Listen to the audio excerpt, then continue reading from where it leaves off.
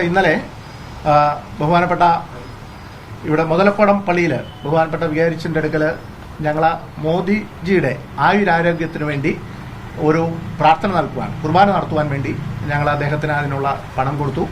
അദ്ദേഹം അതിന് സമ്മതിച്ചു. അങ്ങനെ ഇന്ന് രാവിലെ ആ കുർബാന നടന്നു. ആ കുർബാനയിൽ ഞങ്ങളെല്ലാവരും പങ്കെടുത്തു. ജാതി മതത്തിനതീതമായിട്ട് BJPയുടെ നേതാക്കൾ പങ്കെടുത്തു. പ്രത്യേകിച്ച് ന്യൂനപക്ഷ മോർച്ചയാണ് അത് അറേഞ്ച് ചെയ്തിരിക്കുന്നത്.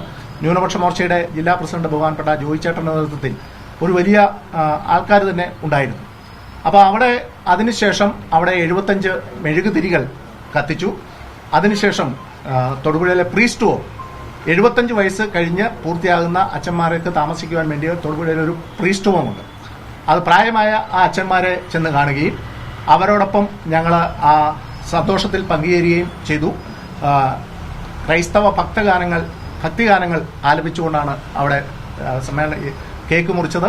അവിടെ സിസ്റ്റേഴ്സ് ഉണ്ടായിരുന്നു. എല്ലാവർക്കും കേക്ക് മുറിച്ചു കൊടുത്ത് BJP ഓഫീസിൽ തിരിച്ചു വന്ന് ഞങ്ങൾ ഇവിടെയും കേക്ക് മുറിച്ചു.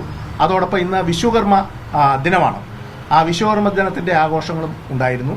ഇനിയിപ്പോൾ ഇവിടെ പുതിയ ബില്ല് സർക്കാർ നിയമമാക്കാൻ പോവുകയല്ലേ, ഈ കർഷക ക്ഷേമത്തിന് വേണ്ടി എന്ന് പറഞ്ഞുകൊണ്ട് പുതിയ നിയമമാക്കാൻ പോകുന്നുണ്ട്. അപ്പോൾ ഇത് കേരള സർക്കാർ. അതുകൊണ്ട് ഇവിടെ അടുത്ത ഒരു പ്രദേശത്ത് ആന കയറി മേഞ്ഞ ഒരു സ്ഥലത്തൊക്കെ ഞങ്ങൾ ഇന്ന് പോകുന്നുണ്ട്. അതുപോലെ പന്നി ശല്യം കൊണ്ട് കൃഷി നശിച്ച പല സ്ഥലങ്ങളും കാണാൻ പോകുന്നുണ്ട്. ഇതാണ് ഇന്നത്തെ പരിപാടികൾ.